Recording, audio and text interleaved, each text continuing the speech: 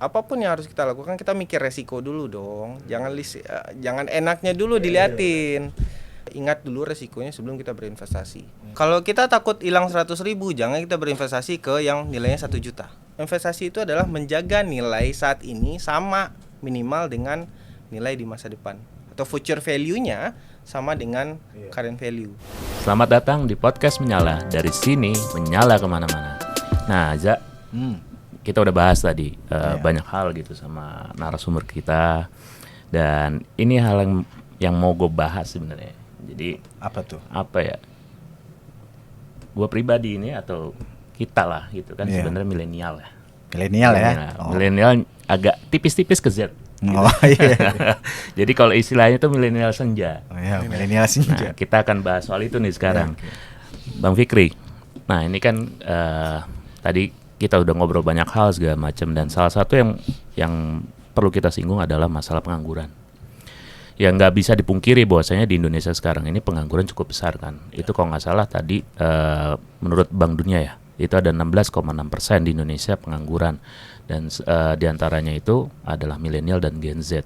Nah, kita melihat bahwa milenial Gen Z ini dua generasi yang sebenarnya berbeda, tapi dia berdekatan gitu. Nah, menurut Bang Fikri melihat itu bagaimana? Fenomena menarik sih sebenarnya, karena memang ya anggap saya Gen Z. Saya Gen Z arah-arah ke milenial. Oh, iya. Tapi kira-kira begini, memang ada perbedaan apa ya? Kayak motivasi hidup atau gaya hidup yang sangat berbeda sih sebenarnya. Padahal beda tahunnya nggak seberapa banyak. Iya. Gen Z sangat pengen instan, semuanya terlihat keren, semuanya terlihat baik. Tapi millennials, orang-orang yang seakan-akan terjepit di antara baby boomers dan juga Gen Z, mereka memang tech addict. Mereka punya kesopanan baby boomers, tapi di satu sisi mereka juga pengen jadi Gen Z yang tumbuh dengan lebih baik. Biasanya pendidikannya kedua-duanya juga nggak terlalu beda lah. Tapi di sisi lain biasanya milenial, ya bukan saya mengeneralisir, tapi kebanyakan milenial kan lebih tough dibanding Gen Z. Jadi mungkin ini juga berpengaruh kepada ya mungkin gaya hidup dan segala macamnya juga ya, termasuk juga cara konsumsi dan segala macam. Nah, saya mau masuk ke ini soal pilihan kerja ya. Bahwasanya kan kondisi ekonomi sekarang yang ya di atas kertas terlihat baik gitu, tapi kan kenyataannya kita rasakan sendiri bagaimana. Saya melihat bahwasanya pilihan profesi atau pilihan kerjaan dari milenial dan Gen Z ini, milenial itu pilihan profesinya lebih variatif. Dalam artian bahwa dia bisa seperti boomer, bahwa dia bisa bekerja di kantoran segala macam dengan gaji seadanya misalnya. Tapi di sisi lain mereka juga bisa adaptif, adaptif dengan kondisi yang ya bekerja di rumah, bahkan investasi dan macam-macam. Tapi Gen Z, saya melihatnya itu ini menjadi fenomena menarik. Mereka lebih yang tadi Bang Fikri bilang instan apa segala macam. Melihat ada investasi A, dia ikut A, B ikut B gitu. Sedangkan milenial itu kan dia belajar dulu gitu, belajar dulu. Nah, Bang Fikri melihat bahwa ada kecenderungan mirip dan tidak mirip gitu, serupa atau tidak sama ini akan mempengaruhi bagaimana bagaimana mereka kerentanan terhadap kondisi ekonomi yang ada di Indonesia. Nah, menurut Bang Fikri, Gen Z dan milenial dengan segala kondisi yang ada dan bagaimana mereka melihat keadaan gitu, apakah mereka bisa peka terhadap kondisi ekonomi dan bersiap untuk menghadapi kemungkinan terburuk? Saya pikir dua-duanya sih peka ya.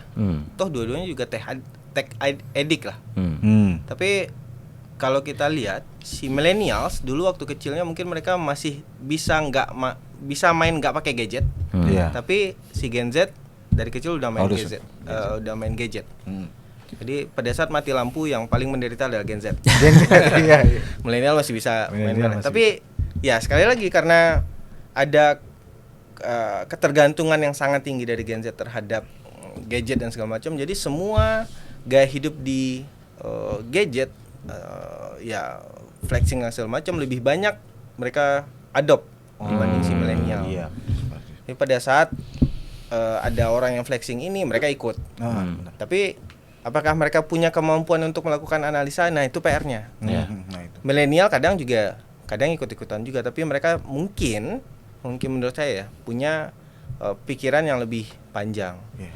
Wah, jangan-jangan ini flexingnya cuman karena 1-2 titik doang atau dan sebagainya.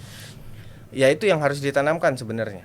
Intinya adalah saya mau bilang bahwa apapun yang harus kita lakukan, kita mikir resiko dulu dong. Jangan enaknya dulu diliatin. Jangan-jangan ya kita lihatlah beberapa yang flexing selama ini ternyata ujung-ujungnya nipu orang. Iya, itu kejadian itu, Pak.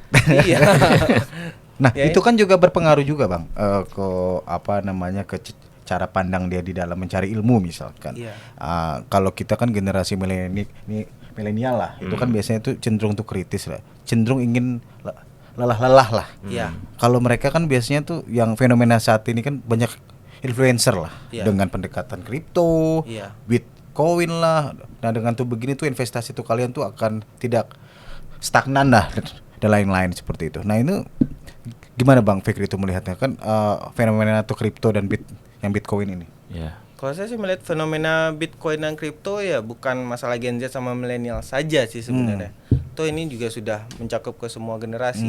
Bahkan Bitcoin atau mungkin virtual currency udah jadi pilihan investasi di semua manajer investasi atau hedge fund global. Bahkan sekarang bank sentral juga sudah mengeluarkan central bank digital currency. Kemarin atau Jumat lalu Bank of Japan udah ngeluarin Japanese yen digital currency.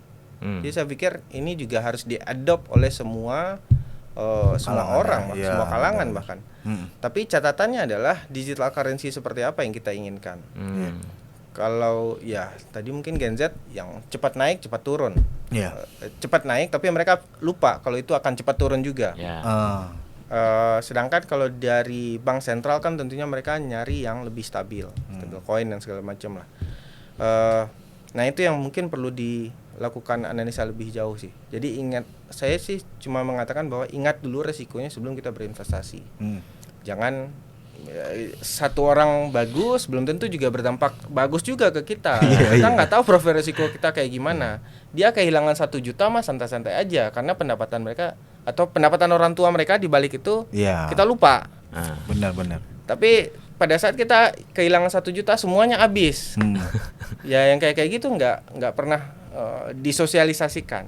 Saya pikir itu yang harus sekarang mulai dikasih tahu sama sama Gen Z kayak saya sama milenial dan juga baby boomers, bahkan mereka juga lebih tahu tentang itu sih. Tapi gini Bang, dengan kondisi katakanlah kita lah yang millennials lah, yang kondisi keuangan tuh ngepas lah ya. UMR lah kita sebut, bisa naik dikit bisa turun dikit. Nah gitu. Nah dengan hal yang seperti itu kira-kira investasi yang seperti apa yang aman? Atau kita stagnan aja ya, nabung aja di biasa yang untuk konvensional, atau misalkan ada yang mengatakan lebih baik di emas karena dia tuh akan menahan inflasi hedging. Nah ini kira-kira dengan kondisi yang kita yang ngepas ini nih, yang karyawan ini, dan ditambah kondisi ekonomi yang juga kayak gini gitu, kira-kira apa yang aman itu? Sesuai sama profil resiko. Kalau kita takut hilang 100.000, jangan kita berinvestasi ke yang nilainya 1 juta.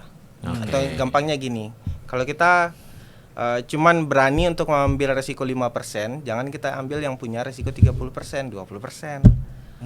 Jadi intinya gini, saya juga mau bilang bahwa yang harus kita lakukan adalah kita tahu dulu diri kita sebelum kita berinvestasi. Dan kita juga harus ingat investasi itu bukan naikkan nilai 100%, 200%. Investasi itu adalah menjaga nilai saat ini sama minimal dengan nilai di masa depan, atau future value-nya sama dengan current value. Kalau orang dulu, kalau nenek-nenek saya atau baby boomers mungkin yang jadi hedgingnya adalah emas.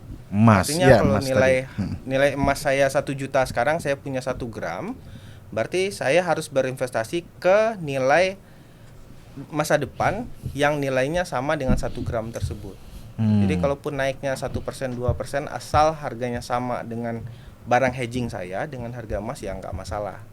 Jadi kalau naik pun 2%, 3% sebenarnya nggak masalah, asal nggak tergerus sama resiko utamanya adalah inflasi, karena itu kan menurunkan nilai uang. Nah itu masalahnya. Nah, ini agak geser sih Mas. Kita akan geser sedikit Bang. Jadi dengan kondisi sekarang kan semua serba terhimpit gitu, apalagi kaum menengah gitu kan. Dan ada fenomena juga untuk di kalangan remaja gitu. Sekarang itu kenakalan meningkat. Nah, kalau dengan kondisi seperti ini, ekonomi yang oke, yang tadi balik lagi saya bilang di atas kertas baik gitu, terus juga tapi kenyataan kita rasakan. Kira-kira kondisi ke depan untuk generasi selanjutnya ini, untuk mereka punya daya tahan gitu, daya tahan terhadap kondisi ekonomi yang tidak menentu ini, itu harus dibekali apa? Adaptasi yang seperti apa? Adaptasi terhadap semua kondisi yang berubah. Ya kalau Gen Z, untungnya mereka tadi udah kita bilang tech addict, jadi setiap ya bahkan untuk beberapa Gen Z yang baik mereka bisa course ambil di luar negeri walaupun mereka sekolah di sini. Saya pikir itu jadi nilai tambah tersendiri. Tapi PR-nya adalah ya sekali lagi namanya juga hal yang punya positif dan negatif. Negatifnya kenakalannya meningkat, pornografi segala macam. Makanya kita juga haruskan arahkan ke yang positif, kayak course yang lebih diperbanyak, pengetahuan terhadap psikologi orang. Kadang-kadang Gen Z suka semena-mena. Iya. Kita dulu beda setahun 2 tahun udah panggil abang, mas. Iya, hormat lah ya. Iya, sekarang mereka sama beda 20 tahun panggil lo gue kan kadang. Iya. Kadang-kadang kita gimana dengernya. Iya. Yang kayak gitu juga perlu diadaptasi lah. Artinya nggak semua Gen Z juga yang jelek, tapi ya yang hal-hal positif seperti mereka bisa mengadop teknologi yang lebih baik, virtual currency mereka juga bisa tahu lebih banyak. Bahkan kemarin NFT, Web3 dan segala macam itu juga ekonomi baru yang bisa dorong kondisi yang lebih baik. Bahkan sekarang sudah mulai ada e-sport player, kan kita nggak pernah lihat dalam ya millennials, mana ada kepikiran kayak gituan. Tapi sekarang Gen Z sudah, bahkan millennials sudah mulai ikut-ikutan ke sana. Saya pikir yang kayak gitu juga adaptasi. Nah, ini saya tertarik dengan ini, Bang Fikri. Tadi kan ada course ya. Kita bicara course. Soal course investment itu kan sekarang banyak ya variannya, dan menurut Bang Fikri nih sebagai tips buat anak muda gitu, kira-kira bagaimana cara memilih course yang tepat, jangan sampai kita itu khususnya Gen Z dan milenial ini gitu kejebak malah ikutan course, bilangnya course tapi ternyata judol, ternyata pinjol gitu. Dan bagaimana cara kita melihat gitu bahwa ini course yang oke gitu loh buat kita ikutin dan kita bisa berinvestasi. Kita lihat dulu penyelenggaranya siapa dan yang jadi pembicaranya siapa. Punya sertifikasi nggak dia? Kalau nggak punya sertifikasi sama aja kita ngikutin orang ngomong di warung, ya debat kusir ujung-ujungnya. Tapi kalau dia punya sertifikasi, setidaknya dia punya arahan lah. Nah itu mungkin yang perlu dilihat dulu. Dan ini lembaganya terpercaya nggak?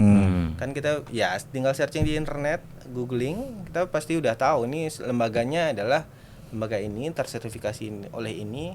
Kalau di Indonesia sekarang mungkin kita harus punya BNSP-nya, Badan Nasional Sertifikasi Profesi, termasuk dari lembaga dan orangnya.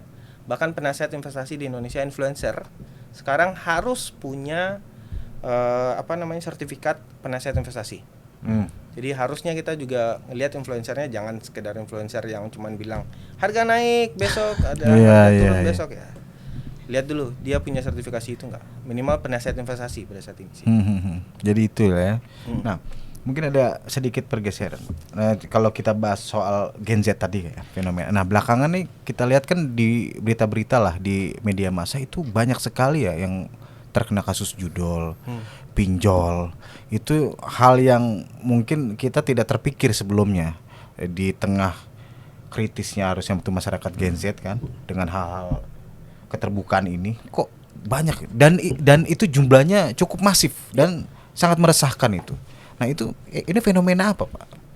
Fenomena sosial biasa aja, panjat sosial. Ya Gen Z sekarang mereka kan ngelihatnya yang bagus-bagus semua kan. Orang tiba-tiba kaya, mereka punya mobil 5, mereka punya rumah sekian, punya istri cantik, gampang untuk hidup dan segala macam, tapi mereka lupa bahwa di belakang si influencer ini ada privilege yang mereka punya. Privilege ya, itu yang sering itu ya. Iya, itu yang kadang sering lupa gitu. Atau bahkan ada tujuan-tujuan tertentu yang mereka pengen capai. Kayak ya bikin arisan online segala macam, tapi mereka lupa bahwa jangan-jangan kalau arisan online tiba-tiba duitnya bisa dihilangin. Iya, kita bikin arisan besoknya tutup webnya, selesai. Nah, yang kayak gitu kan kadang kita lupa. Makanya kita juga harus lihat resiko kita gimana. Itu yang saya sangat ingin sampaikan sih sebenarnya.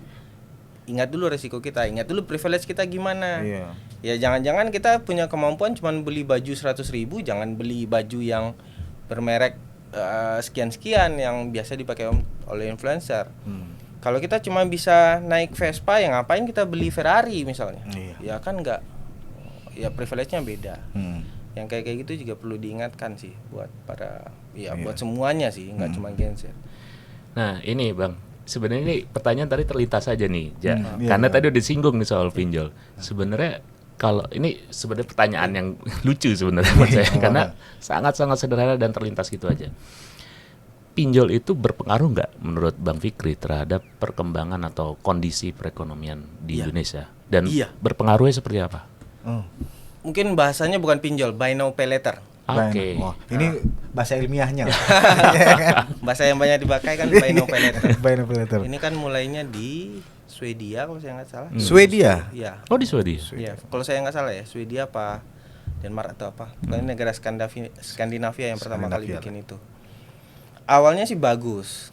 Buy now pay later digunakan untuk apa? Untuk menjaga konsumsi kita jika tiba-tiba ada shock ekonomi, tiba-tiba pengangguran dan segala macam, ya kita tetap harus makan dong. Kita harus tetap beli barang-barang kebutuhan pokok dong. Makanya ada buy now pay later. Jadi pada saat kita sudah ada pendapatan yang tetap lagi, kita akan bayarkan di situ. Artinya apa? Sebenarnya itu bisa jadi bantalan pada saat ada kondisi yang tidak baik. Masalahnya adalah ternyata buy now pay later digunakan untuk bukan hal-hal pokok. Beli tiket konser. Beli baju. Buat bergaya ya. Nah, itu dia. Itu yang bikin ya pendapatan kita belum seberapa, kita udah coba panjang berat ke depan dong. Buat jalan-jalan, buat apa? Makanya jadinya pinjol. Yang kita ambil juga pinjolnya pinjol yang tidak bersertifikat dari OJK misalnya. Yang harusnya kan di OJK itu maksimal hanya 0,02 atau 0,03% per hari, kita ambil yang 15%, yang 16%. Ya, bahkan ada yang 5% per bulan. 5% per bulan aja gaji kita nggak naiknya 5% setahun loh. Ini kita ambil yang 5% per bulan. Ya makin berat dong. Makanya pada saat ada tekanan itu kita harus cari pendapatan lain. Ujung-ujungnya pendapatan lain yang paling gampang apa? Judi online. Judi online. Apalagi pendapatan lain untuk masyarakat pada saat lapangan kerjanya nggak terbuka dengan baik, ya pilihannya adalah tambahan lain-lain. Ya tambahan lain-lainnya judi online-nya gampang dilihat, ada di mana-mana. Jadi, dan itu seolah-olah terbiarkan gitu ya, maksudnya beberapa akun itu ada. Ya saya lihat gitu beberapa akun Instagram misalnya gitu ada logo judi online gitu. Dan kayaknya juga repot buat pemerintah untuk nge-take down satu-satu tuh. Karena pemerintah karena beberapa staf yang orang yang harus mengatur itu yang masuk ke situ. Jadi gitu. Ya kan kita kedapatan kemarin kan. Iya. Itu juga menjadi fenomena aneh gitu. Mengagetkan kita semua kan. Masalahnya pada saat ada orang sudah pinjol judi online, mereka ditagih setiap saat, tentunya pemikirannya udah kemana-mana. Tapi balik lagi ke soal pay later tadi ya, kan tadi Bang Fikri bilang berpengaruh segala macam. Kalau dibandingkan dengan perbankan konvensional gitu, kredit di perbankan konvensional, lebih baik mana? Kalau misalnya kita bicara pertumbuhan ekonomi segala macam itu lebih baik yang memberikan dampak, lebih tepatnya katanya mungkin itu ya, memberikan dampak lebih apakah dari kredit perbankan konvensional kah atau dari pay later ini? Sebenarnya dua-duanya saling melengkapi ya. Sejauh ini memang buy now pay later itu dalam konteks nilainya nggak terlalu tinggi, lebih cepat, dan biasa digunakan untuk kondisi-kondisi darurat. Artinya memang kebutuhannya dalam jangka pendek nih, dan kita harus ambil keputusan secepatnya. Dan itu yang dilakukan oleh semua fintech yang ada ya. Tidak hanya buy now pay later, termasuk juga judi online segala macam. Sedangkan untuk perbankan kan mereka butuh waktu. Mereka akses dulu orangnya, datang dulu ke rumahnya. Padahal kita udah mau makan nih siang nih. jam 10 kita jam 12 harus makan ya, nunggu itu ya udah kolaps duluan. Tapi kalau dari nilai besar, jika nilainya terlalu besar atau lebih mungkin dari yang bisa diserap oleh buy now pay later, ya mungkin perbankan lebih baik. Perbankan lebih punya tingkat suku bunga yang lebih rendah. Jadi ada resikonya mungkin lebih kecil di perbankan, tapi masalahnya waktunya kan butuh lebih lama. Jadi ya sebenarnya dua-duanya saling membutuhkan dan saling melengkapi. Tapi ya kebanyakan di kita kan ya tadi salah penggunaan, yang harusnya buat kondisi pokok dipakai buat yang tersier, buat hal yang sekunder lah, tersier bahkan nggak perlu juga itu sebenarnya. Kita kan nggak kalah gaya sih ya, tapi kan nggak mati nggak apa kalau nggak ikutan konser misalnya ya. Ya intinya kita harus memahami diri kita lah ya, portofolio kita seperti apa, resiko kita seperti apa, agar kita ekonomi kita tuh minimal stabil dan tidak terpuruk. Mungkin itu dalam podcast tuh kali ini. Kita akan bertemu lagi di podcast selanjutnya bersama Bang Fikri. Terima kasih. Menyala.